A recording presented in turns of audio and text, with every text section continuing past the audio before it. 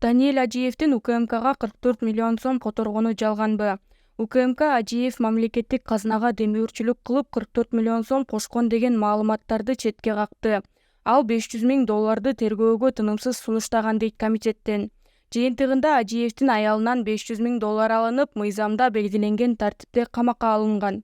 Андан тышкары кыймылдуу жана кыймылсыз мүлктөрү, анын ичинде кымбат баалуу унаалары, батирлери да камакка алынган.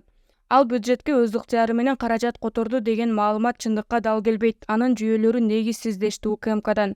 Учурда Ажиевдин кылмыштуу иши боюнча тергөө уланууда. Иликтөөнүн жүрүшүндө Ажиев 300дөн ашык вебкам моделдин операторлорун жетектегени аныкталган. Арасында башка өлкөнүн жарандары да болгон. Кылмыштуу аракеттердин артында ал ай сайын болжол менен 300 миң доллар тапкан. Бул иш боюнча 8 адам кылмыш жоопкерчилигине тартылып, алардын 6оосу, анын ичинде Ажиев өзү камалып, 2 издөөгө алынган. Учурда Ажиевке карата козголгон кылмыш ишинин тергелиши акыркы стадияда экени белгилүү болду.